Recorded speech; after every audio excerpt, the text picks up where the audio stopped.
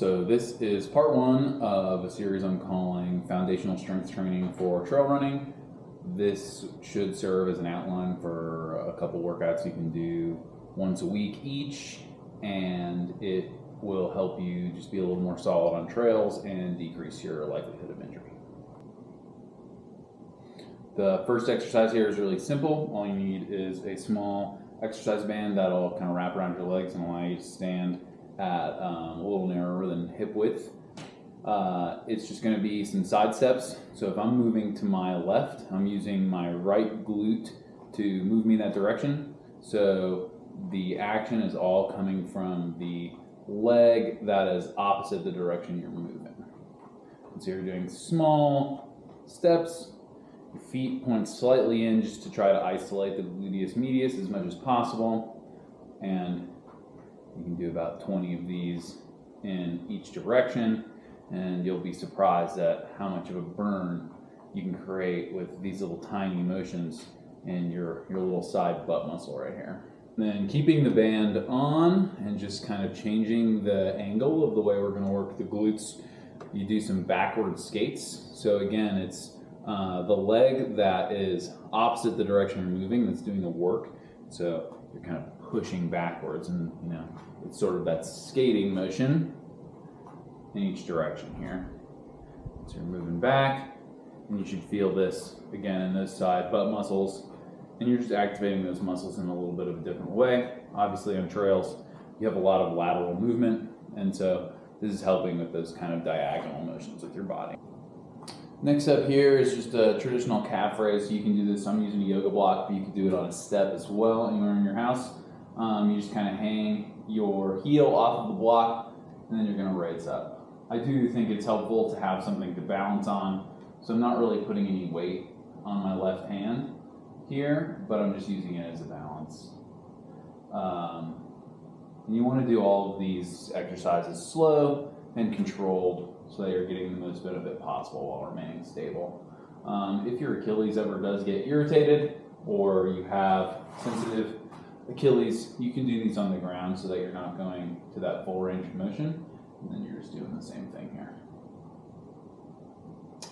These you can easily progress adding weight by wearing your running pack or holding something in your hand. So next up is step ups. You can do these onto a step or a box. The box that I've got was something like 40 bucks on Amazon, so pretty inexpensive. I like to put kind of my toe knuckles on the box and leave my heel hanging off, so it's simulating going up a steep hill, and then you're just slowly going up and back down. I like to put my foot on the ground every time. Down. Obviously, if you're not holding the camera in your hands, you can use weights for this. I also like to do these in front of a mirror, at least when people are starting these, because it's really important that your knee goes up and down in a straight line, and like with everything else, you're doing these slow and controlled. So last one for part one here is a single leg RDL. Now this exercise, some people do tend to find a little bit difficult. So you're going to be standing on one leg. This is focused on your hamstrings. You put a slight bend in the standing knee, and then you're just hinging at your hips. So you'll notice that my back is in a straight line, my hips are remaining square, so I'm not opening up like this, but I'm extending along the line of my lower back, and then I'm going to where my hamstring can't stretch anymore, and then pulling slowly back up.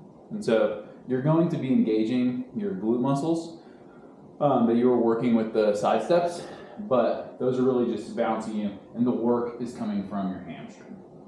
And so its mobility is the limiting factor of how far you're going down. You don't want to get to this point where your hamstring isn't stretching anymore and then bend your back to move your chest further down. You want your chest up and your back in a straight line. Do it with both legs just so you can see. Slight bend in the knee, and then you're going down. It's very easy to progress with these by putting a light weight in the hand opposite your standing leg and just hinging at your hips. Thanks for watching the Foundations of Strength Training part one for trail running, and keep a lookout for part two. That'll be coming later this week or next, and hopefully you can kind of split those 2 workouts into 2 separate days if you're looking to do something different other than just building volume. If you want more information or you feel like you want some help with your next goal, check out runtoughcoaching.com. My name's Killian, and I will see you next time.